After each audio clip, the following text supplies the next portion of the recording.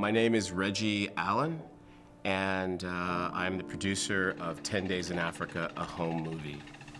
My grandfather used to do these Super 8 movies, and it was never a story, there was never anything going on per se, but he was just basically filming what was going on. And you saw this nuance, you saw these really beautiful kind of things happening in the frame. So that's how I contextualized the movie. It was like, I wanted people to feel as though they were a group of people together, a family together, watching a home movie. So we went to Africa, and we were very excited about being there.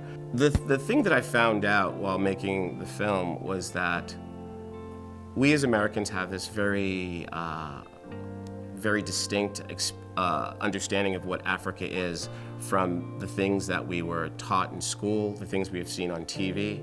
And those things are like starvation, those things are like colonialism, they're Tarzan. There are a lot of these very negative images that we associate with Africa.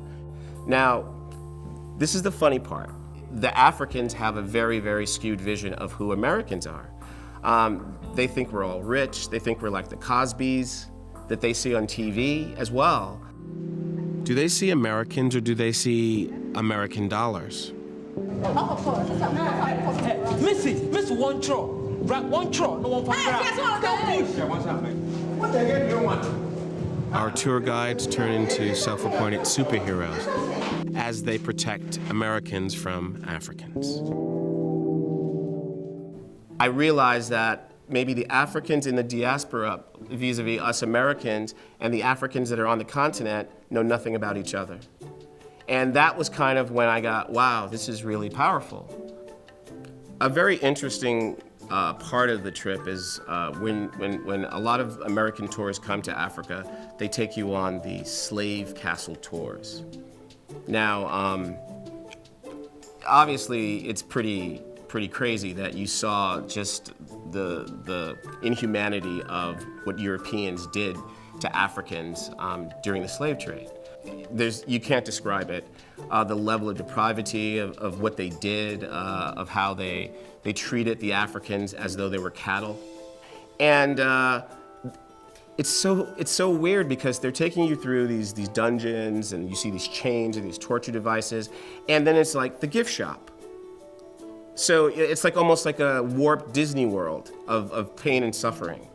But as we're doing the tour, the guide said, he goes, here you are. Right through that room is what's called the door of no return.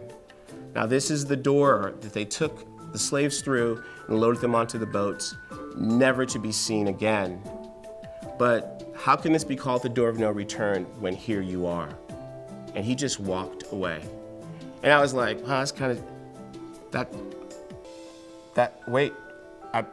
And I swear to you, I literally felt that I had been there before. I started to smell some really weird stuff. I got ill. I felt confined. I really started having a very physical reaction to the place. And I literally was so afraid, and I started to feel this feeling as though that, oh my God, it's happening, I'm there. I looked at my producer, and he was having a similar reaction, and I was like, my God, it's collective. This is something that we share. And then it started like, well, maybe this is a home movie. I mean, before it was like, traveling to Africa was very exotic, but we had no stake in Africa. It was us as visitors, and them seeing us as Black Americans, not Africans, but Black Americans.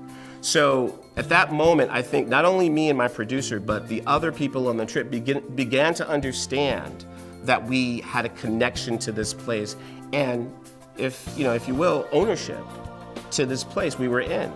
This wasn't done to them, it was done to us. When we got back from the trip, me and my producer were very, very distraught. We were very upset that we had not shot a documentary in the traditional sense. We looked at the footage and it was just, there was nothing there per se that basically resembled a traditional documentary.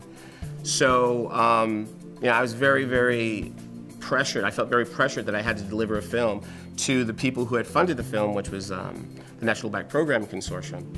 And I called the founder, Mabel Haddock, the founder of the National Black Programming Consortium. I called her and I said, Mabel, I'm sad to tell you that this is, I don't know what I'm doing.